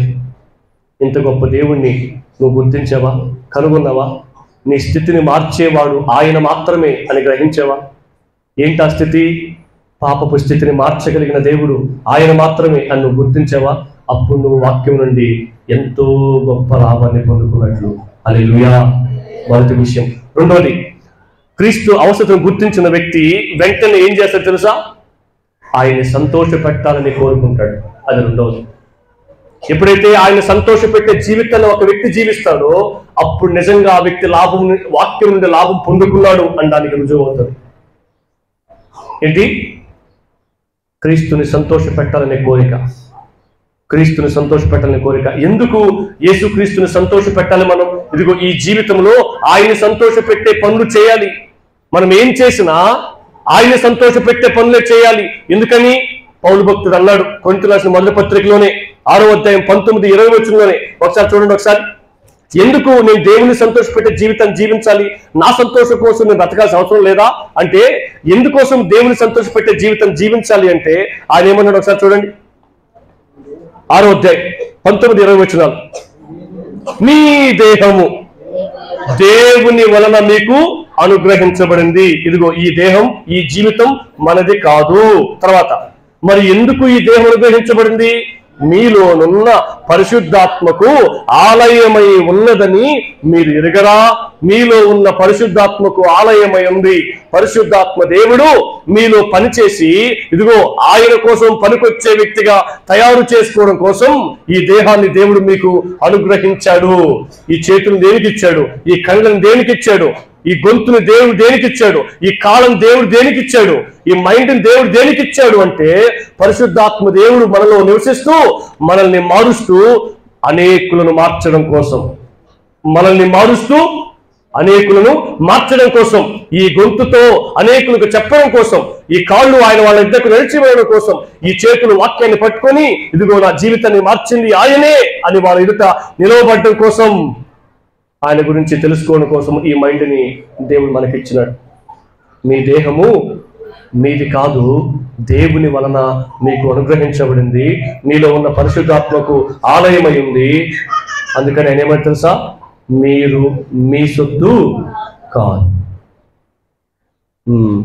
మనము మన సొత్తు కాదు. నా జీవితం నా ఇష్టం, నా శరీరం నా ఇష్టం, నా సంపాదన నా ఇష్టం, నా ఇల్లు నా ఇష్టం, నా భార్య నా భర్త నా ఇష్టం, నా పిల్లలు నా ఇష్టం. ఆ హక్కుందా మనకు? అనే హక్కుందా? లేదు. ఈ వచ్చిన బట్టి చెప్పండి, ఈ లోకంలో ఏది మంది? ఈ లోకంలో ఏది మంది? ఏది కాదు. ఇవన్నీ ఎవరిచ్చినాయి తెలుసా? ఆయన ఇచ్చినవే. ఎందుకు ఇచ్చాడు తెలుసా? ఆయన కోసమే. వండర్ఫుల్ అమ్మా, చాలా బాగా చెప్పినాం. దేవుని దేనికి బతికిచ్చాడంటే ఆయన సంతోషపెడతామని. దేవుడు నీకు ఎందుకు అన్నం పెడుతున్నాడంటే ఆయన గురించి తెలుసుకొని ఆయన కొరకు బ్రతుకుతామని, ఆయన సంతోషపెట్టే జీవితాన్ని ఇస్తామని. దేవుడు నీకు ఎందుకు నిద్ర ఇస్తున్నాడు తెలుసా? నీ జీవితంలో నీకు ఇస్తున్న ప్రతీది కూడా నువ్వు ఆయన గురించి తెలుసుకుంటూ ఆయన సంతోషపెట్టే జీవితాన్ని జీవిస్తామని. ఆయనే ఇవన్నీ నీకు ఇస్తున్నాడు. హల్లెలూయా. విలువ పెట్టి కొనబడిన వాని సొత్తు. కాబట్టి మీరేం చేయాలి తెలుసా? మీ దేహంతో దేవుణ్ణి మహింపరచాలి. అందుకనే అదే కొరింథీయులకు రాసిన 2వ పత్రికలో పౌలు భక్తుడు ఇలా మరొక మాట అన్నాడు. కొరింథీయులకు రాసిన 2వ పత్రిక 5వ అధ్యాయం 15వ వచనం చదువుతారు ఒకసారి. జీవించువారు ఇక మీదట, ఇంతకు ముందు నీకోసం నువ్వు జీవించావు, పాపంలో ఉన్నప్పుడు నువ్వు సాధించింది ఏం లేదు, చివరికి సమస్తాన్ని నష్టపరుచుకోవడం తప్ప. అందుకనే చాలా మంది పాస్టర్స్ విజిటింగ్ చేసేటప్పుడు ఏమ్మా ఎలా ఉన్నావంటే, ఆ ఏం బతుకులే సార్, ఉండడం కంటే పోవడం మేలు అనిపిస్తుందా అంటారు. జీవితం ఇచ్చింది ఎవరు తెలుసా? దేవుడు. ఆ జీవితం దేవుడి చిత్త ప్రకారం, దేవుడి ఉద్దేశానుసారంగా, దేవుడు కోరుకున్నట్లుగా ఉంటే జీవితం పట్ల మనకు అసంతృప్తి రాదు. ఎందుకు అసంతృప్తి చెందుతుందో తెలుసా? నువ్వు అనుకున్న నీ జీవితంలో జరగట్లేదని. జీవితం నీదైతే, జీవితాన్ని నువ్వు సృష్టించుకుంటే నువ్వు అనుకున్నవి జరుగుతాయి. కానీ జీవితం ఎవరిది? దేవుడిది. సమస్య అంతా అక్కడే, సమస్య అంతా అక్కడే. జీవితం దేవుడిది కాబట్టి దేవుడు చెప్పినట్లుగా నా జీవితం ఉండాలనుకుంటే సమస్య ఉండదు. నా జీవితం నా ఇష్టం కాబట్టి నేను అనుకున్నవి నా జీవితం జరగాలని చెప్పి దేవుడికి విరుద్ధంగా జీవించడాన్ని బట్టి ఇదిగో ఈ తెప్పలన్నీ వచ్చి జీవితం మీద పడ్డాయి. అందుకని ఏం చెప్తారు తెలుసా? జీవించువారు ఇక మీదట, చదవండి, తమ కొరకు కాకుండా ఏంటంట, పెద్ద చదవండి, తమ నిమిత్తం మృతి పొంది తిరిగి లేచిన వాని కొరకే జీవించాలి. హల్లెలూయా. జీవించువారు ఇక మీదట తమ కోసం కాకుండా తమ కొరకు మృతి పొంది తిరిగి లేచిన వాని కొరకే ఈ జీవితాన్ని గుర్తించాలి. కాబట్టి ఒకవేళ ఇంతకు ముందు నువ్వు ఎవరెవరి కోసం బ్రతికేవో, ఇదిగో ఎందుకమ్మా బ్రతికున్నావంటే అదిగో వాళ్ళిద్దరు పెళ్లి చచ్చిపోదామని అని చెప్తుందామే. ఎందుకమ్మా బ్రతుకున్నావంటే వాళ్ళకి పెళ్లి చేసి చచ్చిపోతే చాలైనా నేను నా బాధ్యత తీరిపోద్దా, అందుకోసం బ్రతుకున్నావా? ఎందుకోసమో బ్రతుకున్నావంటే ఇదిగో వీళ్ళ కోసం బ్రతుకున్నా అని చెప్తారు వీళ్ళు. ఇంక ఎవరొస్తులు చెప్పే భాష ఇంకో రకంగా ఉంటుందిలేండి. ఎందుకోసం బ్రతుకున్నామంటే వాళ్ళకి భాషను చెప్తారు. అందుకోసం కాదు జీవితం. మన పరిస్థితిని మార్చిన వాని గురించి తెలుసుకోవడం కోసం, మన పరిస్థితిని మార్చిన ఆయన కోసం బ్రతకడం కోసం ఈ జీవితం ఉంది. నేను ఒక ఎగ్జాంపుల్ మీ ముందు తీసుకొచ్చే ప్రయత్నం చేస్తా. Live example. నేను కథ చెప్పట్లేదు, నిజంగా జరిగిన సంగతి. ఒంగోలు దగ్గర బాపట్ల అనే ఏరియా ఉంది. ఒంగోలు బాపట్ల దగ్గర అక్కడ ఒక సహోదరి ఉండేది. ఆ సహోదరి పేరు శ్రీదేవి. ఏం పేరు? శ్రీదేవి. 2005లో మేబీ ఆమె జీవించి ఉండేది. ఇప్పుడు ప్రభువును నిద్రించింది ఆమె. ఒకసారి శ్రీకాకుళం నుంచి పిఏ స్వామి అన్నగారు ఆ ప్రాంతానికి సువార్త చెప్పడానికి వెళ్తే సువార్త వినడం ద్వారా ఆ సహోదరి యొక్క కుటుంబం మార్చబడింది. ఆ సహోదరి యొక్క పరిస్థితి ఏంటంటే ఆ సహోదరికి అంతు చిక్కని వ్యాధి సోకింది. ఆ వ్యాధి ఆ సహోదరిని ఏం చేస్తే తెలుసా? ఉదాహరణకి మీరు చూడండి, మనము తాజా కూరగాయలు ఫ్రిడ్జ్ లో పెడతాం. రాను రాను ఆ కూరగాయ ఏమైపోతుంది తెలుసా? ఎండిపోయి ముడిచిపోయి నల్లగా అయిపోద్ది కదా. కొద్ది కాలానికి ఏమైపోద్ది? బూజు పట్టిపోద్ది. ఫ్రిడ్జ్ లో పెట్టినా కూడా బూజు పెట్టిన తర్వాత ఏం చేస్తాం? తీసుకెళ్లి బయట పడేస్తాం. అట్లా అయిపోద్దంట ఆమె శరీరం. ఇట్లా ఉండ అయిపోద్దంట ఆమె. ఇట్లా ఉండైపోద్దంట. అట్లా ఆమె ఏమైపోతే కృషించుకోపోద్దట. అది ఆమెకు అంతు చిక్కని వ్యాధి సోకింది. అప్పుడు ఆ పాస్టర్ గారు కొంతకాలం తర్వాత మళ్ళీ ఆ సిస్టర్ని దర్శించడం కోసం అదే ప్రాంతానికి వెళ్ళి, బ్రదర్ నాకు ఇక్కడ శ్రీదేవి అనే సహోదరి తెలుసు, ఆ సహోదరి ఇప్పుడు ఎలా ఉంది అని అడిగినప్పుడు ఆ సహోదరి గురించి వాళ్ళు చెప్తూ వచ్చారంట. సార్ ఆమె ఇంకా చాలా ఇబ్బంది పడిపోయింది, చాలా తగ్గిపోతా ఉంది, కృషించుకుపోతుంది.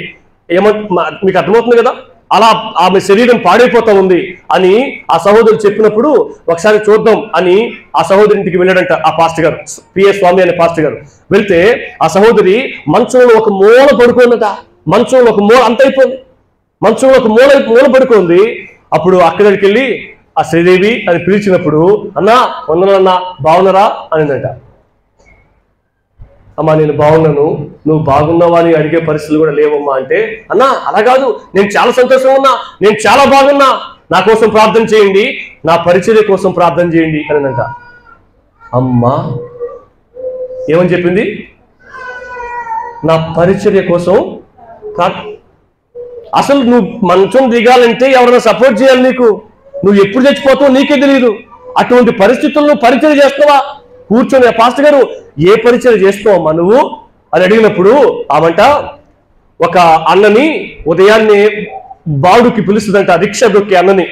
ఆ రిక్షా వేసుకొచ్చి అన్న ఏం చేస్తాడంటే ఒకరోజు హాస్పిటల్ దగ్గర, ఒకరోజు ఎంఆర్ఓ ఆఫీస్ దగ్గర, ఒకరోజు ఆర్టీసీ బస్ స్టాండ్ దగ్గర, ఒకరోజు రైల్వే స్టేషన్ దగ్గర, ఒకరోజు బడిలు స్కూల్స్ ఉండే దగ్గర, ఒకరోజు కాలేజెస్ దగ్గర ఆమెను తీసుకెళ్లి ఒక గోతం పట్టు తీసుకొని అదిగో ఆ గేట్ ముందు ఒక గోతం పట్టు పరిచేసి ఆమెను పడుకోబెట్టేసి ఆమె ముందు కొన్ని కాగితపు ముక్కలు పెట్టేసి వెళ్ళిపోతాడట.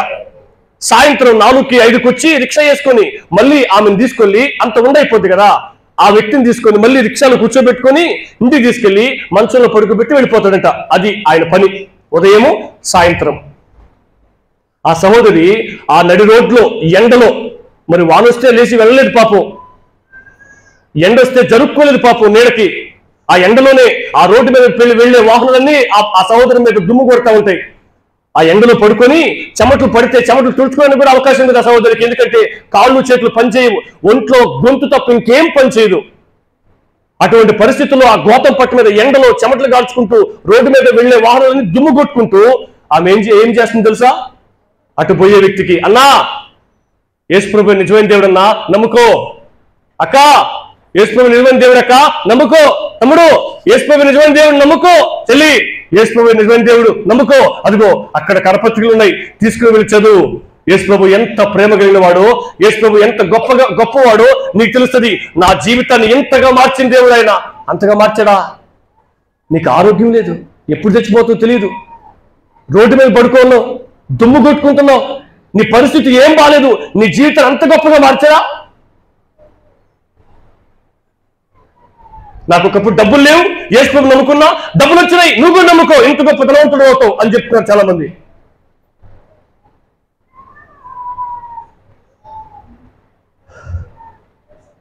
ఆమె కాళ్ళు చేతులు పని చేయని స్థితిలో యేసు ప్రభు గురించి పరిచయం చేస్తుంది.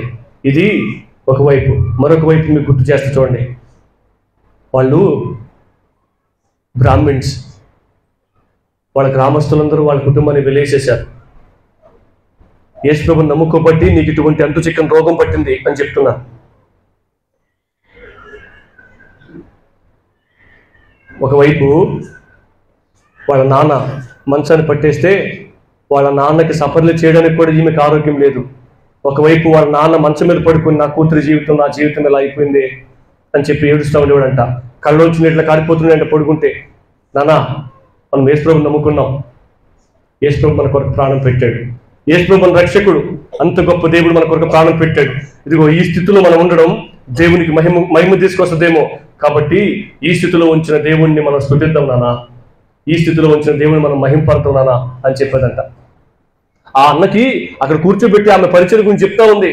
అన్న, కొంతకాలానికి మా నాన్న చచ్చిపోయాడు, ప్రభు దగ్గరికి వెళ్ళాడు. మా నాన్న ప్రభు దగ్గరికి వెళ్ళడమే మంచిది అనుకున్నా నేను.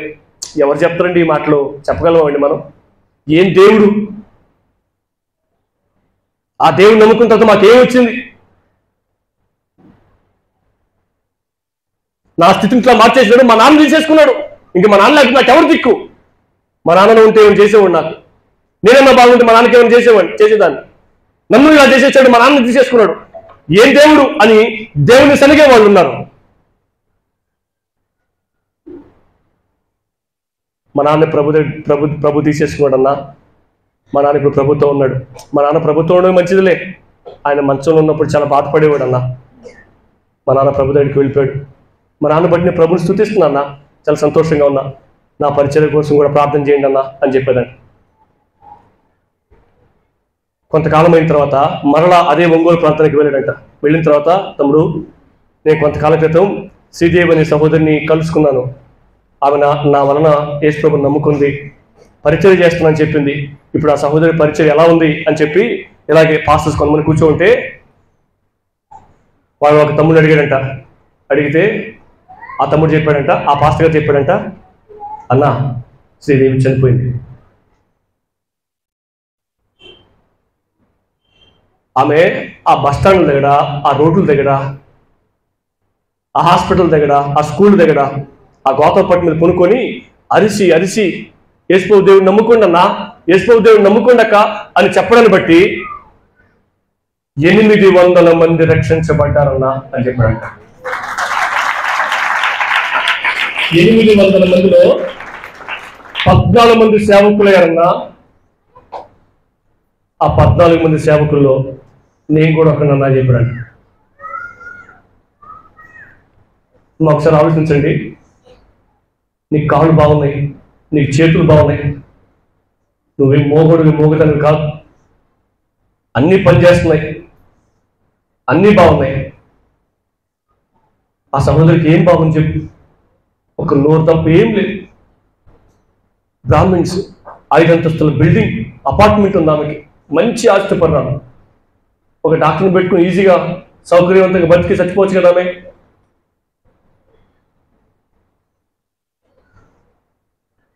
ఆమె కొరకు ప్రాణం పెట్టిన దేవుని కొరకు బ్రతకాలి అన్న ఆలోచన 800 మందిని ప్రభు దగ్గర నడిపించిందమ్మా. వాళ్ళు 14 మంది సేవకులు అయ్యారు. అదిగో ఆయనను పిలిచిన పాస్టర్ గారు ఆ 14 మందిలో ఒకరు. అన్నా, మీరు సువార్త చెప్పి రక్షించారు చూసా శ్రీదేవి అనే సహోదరిని, ఆ సహోదరి చెప్పిన సువార్త ద్వారా నేను రక్షించబడ్డా. ఈరోజు ఆ సహోదరిని చూసి, చి ఏం బతుకురా ఇది, ఆమె యేసు ప్రభు కోసం బ్రతుకుతుంది, అన్ని బాగున్నాయి, నాకు ఎంతగా చెప్పాడు పెట్టాడు దేవుడు నన్ను, ఆమె అంతగా దేవుడి కోసం బ్రతుకుతుంటే నేను ఇంకెంత దేవుడి కోసం బ్రతకాలరా అని చెప్పి నేను దేవుడి పని కోసం సమర్పించుకొని దేవుని సేవకు వచ్చేసినానన్నా. ఇప్పుడు నా ప్రభుని సంతోషపెట్టే జీవితాన్ని జీవిస్తున్నానన్నా అని అంటాడట. సార్, ఏమిచ్చాడు దేవుడు? ఎప్పుడు ఇస్తాడు దేవుడు, ఇంకెప్పుడు చేస్తాడు, ఇంకెప్పుడు దీవిస్తాడు, ఇంకెప్పుడు డెవలప్ అవుతా, ఇంకెప్పుడు దీవించబడతా, ఇంకెప్పుడు ఎదుగుతా అని ఆలోచిస్తున్నావు. నీకోసం ప్రాణం పెట్టాడైనా అది చాలదా? నరకం నుంచి తప్పించాడైనా అది చాలదా? నీకోసం ఈ భూమి మీదకి వచ్చాడు అది సరిపోదా? అంతకంటే విలువైంది ఏముంది సార్? అంతకంటే విలువైంది ఏముంది? ఈ ప్రశ్న నీ ముందు పెట్టినా, నీకోసం అంత చేసిన దేవుని కోసం నువ్వేం చేస్తున్నావు? ఇంకెప్పుడు ఇస్తాడు, ఇంకెప్పుడు ఇస్తాడు, ఇంకెప్పుడు ఇస్తాడు, ఇంకేమి ఇస్తాడు, ఇంకేమి ఇస్తాడు, ఇంకేమి ఇస్తాడని ఆరాటపడుతున్నావా? ఇంత గొప్ప రక్షణ ఇచ్చిన ఆయన కోసం నువ్వేం చేస్తున్నావు? ఏం చేయగలం తెలుసండి? ఆయన సంతోషపెట్టే జీవితాన్ని జీవించడం తప్ప ఈ భూమి మీద మనం చేయగలిగింది వేరే పని లేదు. ఆయన రుణాన్ని మనం ఎప్పటికీ తీర్చుకోలేం. అంత గొప్ప కార్యం మన నిమిత్తం ఆయన చేశాడు. అడక్క ముందే చేశాడు. హల్లెలూయా. మనం పుట్టక ముందే చేశాడు. నేను పుట్టక ముందే నా కొరకు రక్షణ ప్రణాళికను ఏర్పాటు చేశారు. అనేక మంది నరకానికి వెళ్ళిపోతున్న వారు ఉన్నారు. కానీ నేను పుట్టక ముందే నేను రక్షించబడి ఆ ప్రభుని చేరుకోవడం కోసం రక్షణ ప్రణాళిక ముందుగా సిద్ధపరిచాడు దేవుడు. అంత గొప్ప ప్రేమ కలిగిన వాడు. అంత గొప్ప దేవుని కోసం నువ్వేం చేస్తున్నావు, మనం ఏం చేస్తున్నాం? పరిశీలన చేద్దాం. అది రెండవది. మూడో విషయాన్ని చెప్పి మీకు ఈ ప్రసంగాన్ని ముగించే ప్రయత్నం చేస్తా. క్రీస్తు యొక్క అవసరతను గుర్తించినప్పుడు మన వాక్యం నుండి లాభం పొందుతాం. క్రీస్తుని సంతోషపెట్టే జీవితాన్ని జీవిస్తున్నప్పుడు మన వాక్యం నుండి లాభం పొందుతాం. క్రీస్తు కొరకు ఎదురు చూస్తున్నప్పుడు మన వాక్యం నుండి లాభం పొందుతాం. అది మూడవది. ఏం చేస్తాం? క్రీస్తు కొరకు ఎదురు చూడడం తప్ప. మీకు అందరికీ తెలుసు, మనం చాలా మందిని ఈ భుజం మీద పెట్టి మోసుకొని వెళ్తున్నప్పుడు ఈ పాటే పాడతాం. ఏ పాట?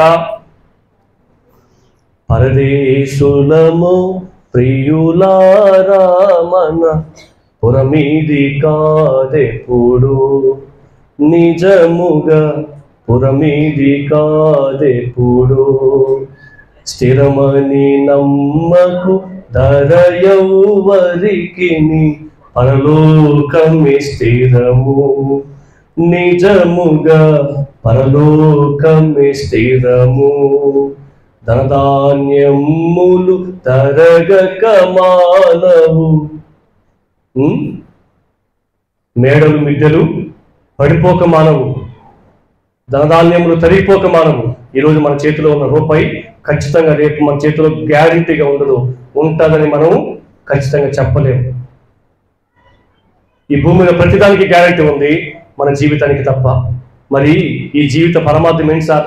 ఈ జీవితం దేనికోసం సార్ అని అడిగితే, ఈ జీవితం ఆయన కోసం.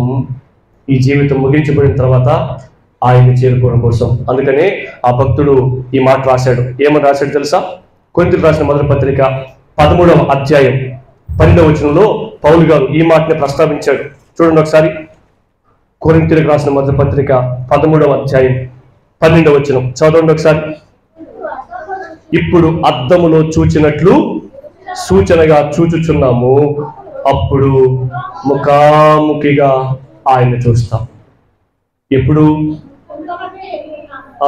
ఎప్పుడు? ఆయన కొరకు మనం నిరీక్షణతో ఎదురు చూస్తూ ఉన్నప్పుడు ఒకరోజు మనం ఆయన్ని చూస్తాం. తెస్సలోనిక పత్రికలు అదే చూస్తాం. మనం ఆదరణ కూడికలో సేవకులు మనకి ఈ మాటలే చెప్తారు. మనం ఆయన్ని ఎదుర్కోబోతున్నాం. మనం ఆయనతో సదాకాలం ఉండబోతున్నాం. కాబట్టి ఒకరిని ఒకరు ఈ మాటల చేత మీరు ఆదరించుకోండి. ఎప్పుడు మన వాక్యం లాభం పొందుతాం తెలుసమ్మా? ఆయన కొరకు ఎదురు చూస్తున్నప్పుడు. ఇంత గొప్ప రక్షణ ఇచ్చిన దేవుడిని నేను ఎప్పుడు కలుసుకోవాలి? ఆయన పాదాలను పట్టుకోవాలి. ప్రభువా థ్యాంక్స్ అని చెప్పాలి.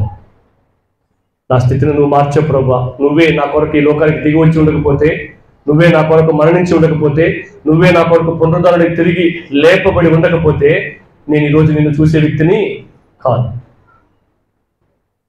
థ్యాంక్స్ అని చెప్పే వ్యక్తిని కాదు. అదిగో ఆ నరకంలో కాలిపోవలసిన వ్యక్తిని, ఆ నరకంలో నిరంతరము శాశ్వతంగా శిక్షించబడుతూ ఉండవలసిన వ్యక్తిని కేవలం నీవు మాత్రమే నా స్థితిని మార్చావు ప్రభువా. ఇదిగో కృతజ్ఞతలు చెల్లించడం తప్ప నేను ఏమిచ్చి ఏం చేసి నీ రుణం నేను తీర్చుకోలేను ప్రభు అని చెప్పి ఆయనకు స్తుతులు చెల్లించడం కోసం మనం ఏం చేయాలి తెలుసా? ఎదురు చూస్తూ ఉండాలి. ఎదురు చూస్తూ ఉండాలి. ఈ ఒక్క మాట చెప్పి నేను ముగించే ప్రయత్నం చేస్తా. ఒకసారి నేను దేవుని కోసం బ్రతుకుతాం అని చెప్పి మా పాస్టర్ గారితో తిరుగుతున్న రోజుల్లో మీటింగ్స్కి వెళ్ళి ప్రార్థనకి వెళ్ళి ఒకరోజు రాత్రి 11:30 గంటలకు వచ్చాం ఇంటికి వస్తే ఇంట్లో నేను ఒక్కడినే ఉండేవాడిని. నాకు అప్పుడు వివాహం అవ్వలేదు, మా అమ్మ నాన్న ఆల్రెడీ చనిపోయి ఉన్నారు, మా సిస్టర్కి మ్యారేజ్ అయింది, నేను ఒక్కడిని ఇంట్లో ఉండేవాడిని. 11 తర్వాత నేను డ్రెస్ చేంజ్ చేసుకుంటూ మాకు లోకల్గా సంకీర్తన ఛానల్ అని వచ్చేది, సంకీర్తన టీవీ. అది శాటిలైట్ ఛానల్ కాదులేండి, సంకీర్తన టీవీ వచ్చేది. ఆ టీవీ నేను టీవీ పెట్టగానే ఆ ఛానల్ ఓపెన్ అయింది. ఓపెన్ అయిన తర్వాత ఒక చిన్న కథ ఆ యొక్క టీవీలో స్క్రోల్ రన్ అవుతా ఉంది. ఏంటి ఆ కథ అంటే, ఒక ఆయన రైల్వే డిపార్ట్మెంట్లో పనిచేసేవాడు. రైల్వే డిపార్ట్మెంట్లో పనిచేస్తున్నప్పుడు ఆయన డ్యూటీ ఏంటంటే రైలు పట్టాలు మార్చడం. ఏం మార్చడం? రైలు పట్టాలు మార్చడం. ఎక్కడ ఆయనకి డ్యూటీ వేశారంటే, ఆయన ఒక నది దగ్గర ఆ పట్టాలు మార్చే డ్యూటీ వేయబడిన దానికి ఎలా చేస్తాడంటే ఆయన పని, పడవ వచ్చేటప్పుడు ఆ పట్టాలు పైకి లేసుకుంటాయి. అర్థమైందా? పడవ వెళ్ళిన తర్వాత ఆ పట్టాలు మరలగా సాఫీగా అయిపోతాయి. ఆ పట్టాల మీద నుంచి ట్రైన్ వచ్చేస్తుంది. పడవ వచ్చేటప్పుడు పట్టాలు పైకి తీస్తాడు, పడవ వెళ్ళిన తర్వాత పట్టాలు మరలా యథాప్రకారం పెట్టేస్తాడు. అది ఆయన డ్యూటీ. ఆ ప్లేస్ లో ఆయనకి డ్యూటీ వేయబడింది. ఒకరోజు వాళ్ళ కొడుకుని తీసుకెళ్ళాడు ఆ డ్యూటీ దగ్గరికి. కొడుకుని తీసుకెళ్లి, నాన్న ఇదిగో నువ్వు అక్కడ ఆడుకుంటా ఉండు, నేను నా డ్యూటీ చేసుకుంటా ఉంటాను అని చెప్పి ఆయన పని ఆయన చేసుకుంటా ఉన్నాడు. ఆ కొడుకు ఆడుకుంటూ ఏం చేశాడంటే, మీకు తెలుసు కదా, మీరు చాలాసార్లు చూసి ఉంటారు, ఆ పట్టాలు మార్చడం కోసం ఒక లివర్ లాగుతారు. ఒక పెద్ద ఐరన్ రాడ్ పట్టుకుని లాగినప్పుడు పట్టాలు పైకి లేస్తాయి, పడవ వెళ్ళిపోద్ది, మళ్ళీ పట్టాలు సాఫీగా మారిపోతాయి. ఓకేనా? ఈ పిల్లోడు ఏం చేస్తాడంటే, ఆడుకుంటూ ఆ పిల్లోడు తెలియక అదిగో ఆ లివర్ లాగే ఆ మిషన్ లోనికి, యంత్రంలోనికి పడిపోతాడు. ఆ చక్రాల్లోనికి పడిపోయి ఆ చక్రాలు ఇరుక్కుపోయిన తర్వాత డాడీ అని పెద్దగా అరుస్తూ ఉంటాడు. వెంటనే పడవ వస్తుంది. పడవ వచ్చిన తర్వాత ఆయన ఆ పట్టాలు లేపేసాడు అనుకోండి, ఆ పిల్లోడు ముక్కలు అయిపోతాడు. పట్టాలు లేకపోయాడు అనుకోండి, పడవలో ఉన్న వాళ్ళందరూ చచ్చిపోతారు. పట్టాలు వేయకపోయాడు అనుకోండి, ట్రైన్లో ఉన్న వాళ్ళందరూ ఆ నదిలో పడిపోయి చచ్చిపోతారు. సో ఇప్పుడు ఆయన ఖచ్చితంగా పట్టాలు లేపాల్సిందే, లేకపోతే ఏమైపోద్ది, ఆ పడవలో ట్రైన్లో ఉన్న వాళ్ళందరూ చచ్చిపోతారు. పట్టాలు లేపేసాడు అనుకోండి, ఒక్కగానొక్క కన్న కొడుకు ముక్కలై చచ్చిపోతాడు. ఏం చేయాలి ఇప్పుడు ఆ కన్న తండ్రి? మనమైతే ఏం చేస్తుంది తెలుసా? నన్ను డ్యూటీని సస్పెండ్ చేసిన పర్లే, ఆ పడవలో ఉన్న చచ్చిపోయిన పర్లే, నాకు వాళ్ళతో సంబంధం లే, ఆ ట్రైన్లో ఉన్న వాళ్ళందరూ నదిలో పడిపోయి చచ్చిపోయిన పర్లే, నాకు వాళ్ళతో సంబంధం లే, నా కొడుకు నాకు ముఖ్యమని చెప్పి ఆ కొడుకుని ఆ మిషన్లో దిగి కొడుకుని లాక్కుని కాపాడుకునే ప్రయత్నం చేయాలి. వాస్తవంగా నేనైతే అది చేస్తా, గ్యారంటీగా. అది చూస్తా ఉన్నా నేను, ఆ టీవీ అది కనిపిస్తా ఉంది నాకు. ఆ తండ్రి ఏం చేస్తాడు తెలుసండి? బాధపడతాడు, ఏడుస్తాడు, దుఃఖిస్తాడు. వెంటనే ఆ ముక్కు మొహం తెలియని, ఏ సంబంధం లేని, ఏ మంచి లేని, అదిగో ఆ ట్రైన్లో ఆ పడవలో తాగుబోతులు ఉన్నారు, దొంగలు ఉన్నారు, మోసగాళ్ళు ఉన్నారు, ద్రోహులు ఉన్నారు, వ్యభిచారులు ఉన్నారు, నరహంతకులు ఉన్నారు, కుళ్ళుబోతులు ఉన్నారు, గర్విష్ఠులు ఉన్నారు, డాంబికులు ఉన్నారు. అటువంటి పాపిష్టోళ్ళ కోసం ఆ కన్న తండ్రి తన ప్రియకుమారుని వదులుకోవడానికి సిద్ధపడిపోయాడు. వెంటనే ఆ లివర్ లాగేశాడు, ఆ చక్రాలు తిరిగిపోయినాయి. ఆ చక్రాల్లో ఆ పిల్లోడు పడి ముక్కలైపోతా ఉన్నాడు. పడవలో సేఫ్గా వెళ్ళిపోయారు, ట్రైన్లో వచ్చిన వాళ్ళు సేఫ్గా వెళ్ళిపోయారు. కానీ కన్న కొడుకు మాత్రం ఆయనకి దక్కలేదు. వెంటనే పరిగెత్తుకుంటూ వెళ్ళి ఆ చక్రాల సందులో ఇరుక్కుపోయిన తన కొడుకుని తీసుకొని ఇలా చేతిలో పట్టుకుంటాడండి. ఆ వీడియో మీరు వీలైతే యూట్యూబ్లో చూడొచ్చు. ఆ చేతిలో పట్టుకొని ఎవరి కోసం నా కొడుకు ఇలా అయిపోయాడంటే, అదిగో ఆ దొంగల కోసం, అదిగో ఆ మోసగాళ్ళ కోసం, అదిగో ఆ అబద్ధికుల కోసం, అదిగో ఆ అన్యాయస్తుల కోసం, అదిగో ఆ ద్రోహుల కోసం, అదిగో ఆ పాపిష్టోళ్ళ కోసం, ఏ నేరం చేయని, ఏ అభవశుభం తెలియని, ఏ తప్పు చేయని, ఏ సంబంధం లేని తన ప్రియకుమారుని ఆ కన్న తండ్రి వదిలేసుకున్నాడు.